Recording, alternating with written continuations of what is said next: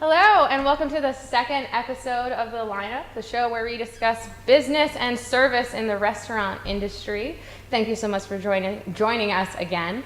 My guest today is Brian Kulich, a close personal friend of mine, former coworker, and now the director of, thank you, you agree, the director of operations for Oso Restaurant in downtown Sonoma, a restaurant that has only been open for 7 months, but has done incredibly well in that short period of time. Already has 3 stars by Michael Bauer. Amazing food, really fun concept, just a really great place. If you haven't been, please go. And we're going to talk about opening that restaurant. So welcome, Brian. Thank you very much for having me. Yes. So why don't you just tell us briefly how you came to the restaurant industry, what brought you to wine, what brought you to Sonoma, and... Well, yeah, I mean, the restaurant industry as a whole, I think like most people, I needed a job. I was 16 years old, I wanted a car, wanted gas for that car insurance, so on and so forth. So I started working at the old Palmasol Winery in Saratoga. The food and beverage license up there was held by my best friend's father, Mark Karakis. And me and all my best friends got our start when we were, 16 years old, working in restaurants, working with wine. Went to college, did all that, tried some quote-unquote real jobs. Finally realized that San Francisco was where I needed to be, and there was actually a career to be had, a future in this industry. So I went to work at Aqua, started at the bottom, a 2 Michelin star restaurant, as a food runner, then a lunch server, and then eventually a floor captain at night. Moved on to Boulevard after that. Where I was an evening server and eventually became one of the floor sommeliers there. Helped out a little bit at Prospect, and that's when I was studying my quartermaster somms to get my certification. And did the San Francisco thing for about 8 years and just realized I wanted something different, a little bit more space, and moved up here. And we met at EDK, El Dorado Kitchen. Eventually moved up to Glen Ellen Star because I was really excited to work with Ari Weissfosser and that team up there and everything they were accomplishing in such a small town. And then you came on board. And eventually I met Chef David Bush, who was at St. Francis Winery at the time. And our ideologies matched up, our personal feelings about what a restaurant should be, how service should be conducted, just really aligned. And we hit it off and officially came on June of last year. And we opened the restaurant October 21st. So like you said, we've been open 7 months and been very successful just and very killing it. Yes, working hard. So one thing, I just thought of now is that you were in those incredibly rigid fine dining atmospheres, like Aqua, Boulevard, like everybody has one job and it's very hyper specific. Most and they definitely. do that one thing. And you and I kind of both come from that and now are like more in the family, more casual, like high fine dining but casual atmosphere. How do you take what you've learned in ultra fine dining and use that in the more family oriented, smaller atmosphere? Well, I mean, I think definitely across the board, whether you're in a 2 Michelin, 3 Michelin star restaurant, or you're at a small chef-owned, driven restaurant, there should be service standards. Polishing silverware, placing things right, removing unnecessary items from your table. There's just certain things that need to be done throughout service, no matter what restaurant you're in. Yeah. Okay, so, I kind of skipped over this, but you just opened a restaurant. Was this the first restaurant you were ever involved in opening? I did a corporate gig for a little while, and I was a liaison between the corporate home office and their new restaurants, their new units. It was a pretty big company, and they were developing a lot. So I got a taste for it on that end of it. Also, I was kind of in the beginning of A.R. Valentine down at the Lodge of Torrey Pines. I think I came in 1 or 2 months after they opened. So I definitely have had some exposure, but my role in this restaurant, in this opening, no, I haven't experienced that. I mean, and it's so many things. Like your day in a small restaurant as a manager, you're doing you're painting little nicks on the walls. You're changing the website. You're printing menus. Somebody has some kind of financial issue that you have to address with the state. It's everything. So many different things. And how are you coping with that? Trying to Well, I mean, it's definitely tough. I mean, pretty much since we opened, I've kind of been by myself as far as the front of the house. We, had a bar manager for a small period. We just got one in. She'll eventually take over the ordering for the bar. But it's you just handle it. Yeah, you just have to. You just have to deal with it. You just have to power through. Otherwise, you wouldn't do this. Exactly. Yeah, whether it's an email about somebody wants to do a buyout, or concerns over payroll, or a meeting here or a meeting there, revamping the wine list order, everything. It just comes at you, and I think you either have the ability to handle all those curveballs that are constantly coming at you, or you don't. Yeah. At the end of the day, and you have to be committed to the project, and you have to believe ultimately in the people who are driving that project. And for me, it's my chef who I believe in, so it makes it easy. So for people who want to someday be Brian Kulich, or maybe even me, nobody wants to be me. If anybody wants this job, how many hours a week are you working, would you say? It ranges. I mean, I've had 60, 70-hour weeks. I try to keep it somewhere between 45 and 55 hours. Which is, and you can. I think you just have to work really hard during those 40 to 55 hours. Exactly. And the great thing is in this, modern time, we have the internet. I can do a lot of things at home. I can track my inventories, our back end of our POS system. So that definitely makes life a lot easier. And of course, the advent of the smartphone. So I know. I have Open Table on my phone. I have, we have a Slack, which is like a community board that we all talk about on our phones, which is sweet. good. Yeah, it's pretty cool. But yeah, it's still, I mean, sometimes do you ever feel that the technology gives you more work?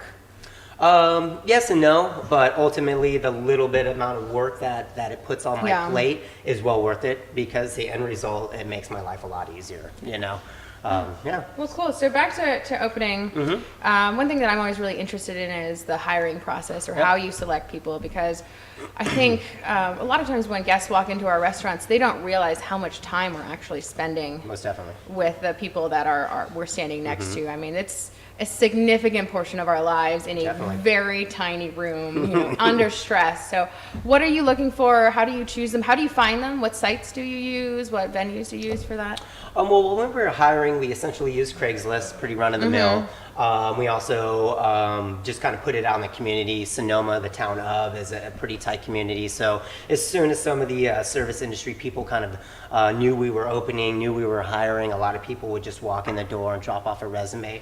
I think ultimately you can never know if somebody's going to work out. You can never know, what somebody's demons are, and if those are going to come out and basically, not allow them to perform the way you want them to. So I really just kind of go with gut instinct, and I know that's not very scientific. I think everybody. I mean, I do too. And then when you mess up, you just file that away as, okay, that time, like what did I see that I ignored? Exactly. What was the sign that I decided not to think about? Yeah, because ultimately, personality you can't teach. You can't train a 28-year-old person to be more responsible than they already are. You can tell them why it's important, but if they don't have that desire to take this job seriously, to strive for bigger and better things in their life, you're not going to implement you're that just in them. wasting your time, and it's really hard to drag those people along with you, because they don't want to be here. Right. And now you don't want them to be here because they're angry. But what about the successes? Tell me about some of your successful hires, and what the signs were, and how they're doing, and how you got them into the position they are. Well, I think ultimately I give everybody a very realistic idea of what the job's going to be, the hours, the expectations, and I really grind that into them. And as I'm doing that, I watch their reaction. If they have these moments of this, kind of glazed look over, like, whoa, this might be a little bit more than I want out of just a restaurant job, then I know right there that we're probably not on the same page. But if I see a little bit of a hunger, a desire to grow, a desire to be part of something new and exciting, then I know right there I got somebody, and I can work with somebody. And some of my weakest hires, and I think most people come across this, have become some of my strongest. And when I give them something at lineup, and I give them a way to sell, to pitch something, help them understand, to be more economical with their steps on the floor, and then I watch them go out on the floor and execute that, I know they're paying attention, and I know that they want to be better. Yeah, and I think I always really enjoy that too. Somebody who is perhaps a little bit weaker, they're a great person but doesn't really understand the industry yet, and then you develop this mentorship relationship with them, and it's just really incredibly valuable and special. And you see somebody who, like, a year ago had no idea how to, like, run the floor, or, like seat tables in a proper order, and now they've got it. Right. I don't even have to worry about it. I mean, the level of pride that you have is so gratifying. And then just to see them take it even further and kind of implement their own theory into it. Yeah. I'm like, okay, well, I understand all this that I taught, but if I make this one little tweak with the seating, I can actually, get a shorter turnaround time, and I can reduce our seat time by 5 minutes or something like that. And then it's just like, well, wow. Yeah. And then you become very, very I know proud. you learn from them. They Miyagi you. Yeah, exactly. They turn it around real quickly. So right now, the restaurant's doing so well. Mm-hmm. What is something that you feel, so double-sided question. What is something you feel like every day, is on it, you're so happy it's just working that way? And then what is something that if you had like a magic wand, you would just make go away? Right. Probably on the day-to-day, I think where we execute very well is obviously our kitchen. We have a chef owner that's there every day, almost to a fault. And you guys have some challenges in your kitchen that yeah. maybe some of our viewers don't know about. They actually can't have any open flame. Right. And the ways that they work around it are so creative and just, revolutionary. And it's almost like some people should just be given like a challenge like that. Definitely. To work a little harder and be more creative. Yeah, it's almost like a Food Network show. Yeah. It's like you only have this equipment. You can only cook with your right hand. Yeah, exactly. So it's incredible to watch those guys work. The prep process is intensive. It starts at about 8 a.m. every day, and then goes sometimes till 12 a.m. As the guys are slowing down. Is there a kitchen behind that little line too? There's just a little line kitchen with a convection and two of those flat non-flame burners. Induction. I don't know what induction the proper, burgers. Induction burners. And then we have a little prep kitchen in the back that basically has some stainless steel, our dry goods, some refrigeration, and then another one of those induction.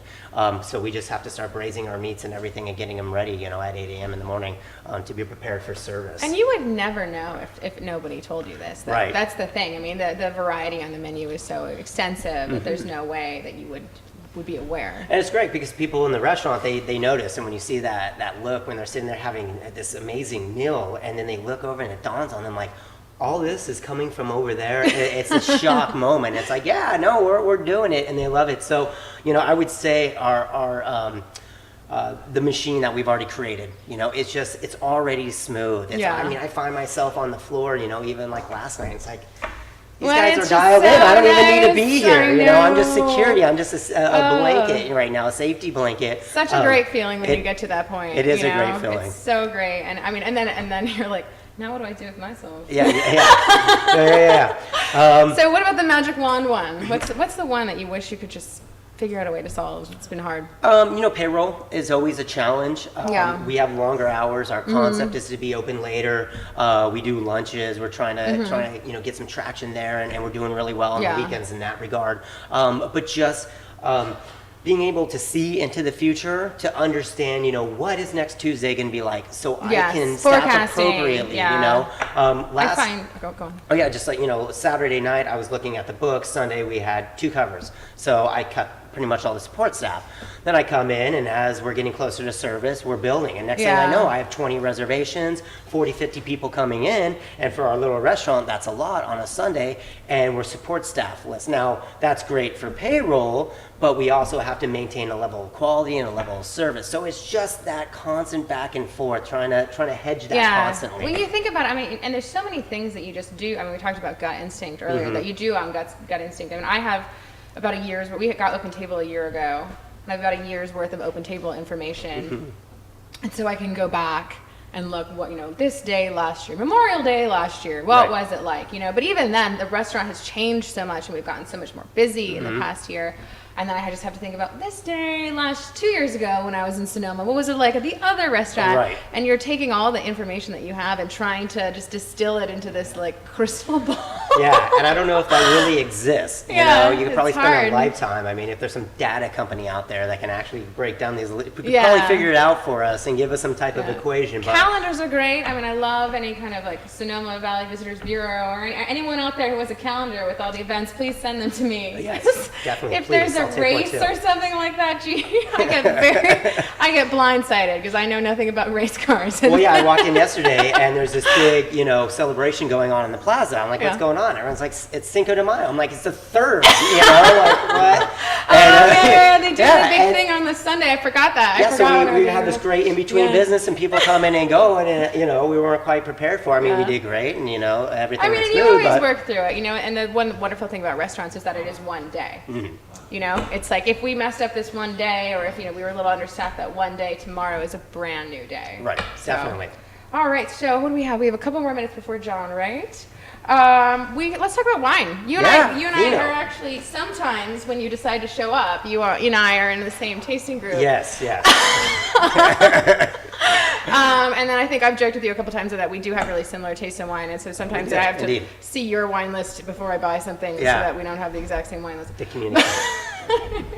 But right now, what in a couple of words, like maybe in like a short sentence, describe the ethos of your wine list. The wine list is a little bit in transition, because I wanted to try out a couple. I wouldn't describe them as esoteric, but maybe in Sonoma, where we deal with traditional varietals, Pinot Noir, Chardonnay, Cab, so on and so forth. Throwing a Gruner Veltliner from the Wachau on there would seem esoteric. Do you have percentages you're working with in the wine list? Like I'm going to keep it 75% Sonoma, 25% other? Or? No, I mean I definitely try to keep it small production, limited production, Sonoma. I would say probably 60% of the list right now is that. And then just try to introduce things here and there to see how people react to it. I put Seth Kunin's Counois on there. Bought a case, brought it in, moved it in like I think 2 weeks. Really? Yeah, which was a trip. It was like Counois, blended grape and Chardonnay de Pop. You don't find a lot of it in California, and it moved. So then I decided to put a Valpolicella on. A really lean, low alcohol How one. Fun. Yeah. I have an Amarone on. It's not moving. I love it. Exactly, and the Corvina doesn't really move. I love it. If you go to my restaurant, you should try it. Yeah. It's very good. So the Corvina has become my post-shift drink because nobody else is drinking it, So that's awesome. So, now I'll go back and try to just isolate it a little bit more to Sonoma and give people those traditional varietals, and then we'll sprinkle in slightly more esoteric varietals from different regions in California, and that seems to work. You have a lot of people who work in the wine industry here who are looking for that. Yeah. Sometimes I'll have guests who'll come in and be like, you have a wine from Austria. Right. Why do you have that? I'm like, well, because a lot of the winemakers here are bored and want to have a wine from Austria. Well, and the thing is, there are some good Gruners. Zocker does a great one coming from down I South had one from Central. Von Strasser the other day. Oh, really? I didn't know that was a thing, but that's neat. Yeah. There's that. But they still aren't gonna have that traditional expression. Tatimer is a fantastic one. Right, exactly. Yeah. Graham does a great job with his, but you're just not gonna have that minerality. You're not gonna have that. Well, and then I think it's also we use dining out as education. And blind tasting, and like you and I are both working through our certifications, and that's the thing. If I go out, I want to have a classic example of something because I'm kind of working my palate a little bit. Oh, for sure, most definitely. I mean, anytime you have a chance to go out to another restaurant, do something by the glass, that's also going to help your palate's education. As something with typicity. You almost have to do that. Why wouldn't you? I love it when I go to restaurants like SP Kiroir or Catonia in the city. I can just say, give me something light, medium, and full body. Those 3 glasses as I get through my meal. And I think that wine country is missing that a little bit. I wish we had a little bit more of that. Yeah, I think so. I think we're growing there. We're growing, and we're getting there. Napa's a little bit more accelerated. You're trying to get a more little adult urban vibe. But sure. I think there's a gentleman looking at me from off camera who's waiting to come talk to us. Here's for you. Was it typicity? Typicity. I don't know what that means. Typicity. Come on. No one can see you. I'm gonna look it up when I get home. Everybody remember? Hi. John Staley from Drink This Not That. So I like to do a little thing called Drink This Not That, and I'm going to take 2 liquors, one that we all know and may have loved early on, and we're done with this. So the first one, which fits nicely into my front pocket, I love Drink This is the Jägermeister, which I'm sure anybody in the service industry from Sonoma to Singapore to Stuttgart. Or if you went to college, or if you were 19. So it's got this sort of sickly sweet, Kool-Aid, spicy, dark weirdness. It's really viscous, is what I remember. And I always remember somebody telling me on the front of the label there, it's the O, and then the deer, and then the cross is God, as in, oh dear God. It's very, very harsh, very, very thick. Does anyone understand? Some of you guys have got to know. dear So God, I get it. I thought I would bring a little alternative. You can have a little. I want to little- try. I haven't had Jaeger in probably 15 years. I was I'm 30, Mom, so don't. What? Don't do the Normally math. we wouldn't do it out of the bottle top, but this is the classy way to do Jaeger on the street. That's how So we it's It's like it's toothpaste, thick, it's syrupy, sweet it's toothpaste. viscous. So so we took that and I decided instead I've got a little something called Zwak. Now Zwak, this is a Hungarian. It's along the lines of a liqueur, aperitif, digestif. You know, kind of like the Italian Amaros. So this was made in the late 1700s by Joseph Zwak. He was a physician. And like a lot of these things with liquor in those days and previous and even current, they were seen as medicinal because of all the herbs and spices that were put into them. The Kaiser at the time, he was Joseph II, I'm telling you the truth here. So the German Kaiser at the Who time, was the Kaiser before Joseph II? I believe it was Soze. So he said, he took a sip of this Hungarian liqueur and said, Das ist ein Unicum, which means this is unique. And so Unicum became the style, kind of like Amaro in Italy for the Hungarians. So they have several of these, and they're very sweet, This is amazing. herbaceous. There's a lot of citrus on this one. It's like burnt Orange, orange, burnt and orange. cinnamon. Yeah, and so these guys drink it all the time. They call it the Hungarian National Accelerator, is what I believe this is termed, just because of it's drunk, you know, alternatively in between pints of beer. Oh, But no. Good, it's and I got wish bite, I got could pepper, pronounce but how smooth. to It's so interesting that it's so spicy, Yeah. but being so round on the palate, so smooth. It's spicy without like getting in your nose or like, Exactly. it's really lovely. It has a lot of typicity. Typicity. I don't- It is a word. I really hope it's a word. I've been saying it for a long time. I won't tell you about my word myself. Apparently, I've been using the word confusement for half of my adult life, and it's not a word, as everybody else in the world knows, minus me. And my degree is in English, mind you. So it's a new word. It's a state of confusion But also that is amusing. amusing. Like Yes. you're amused by your confusion. It's whimsical Yeah. confusion. English is an ever-changing language. It is, and with the degree in English, I'm allowed to change it. That's on that's that one thing I moment. get. So I would say have a shot of Zwak after dinner and Smack it up. Zwak it it up. Cheers, guys. Cheers. And thank you very much. Thank you, Brian. Thank you.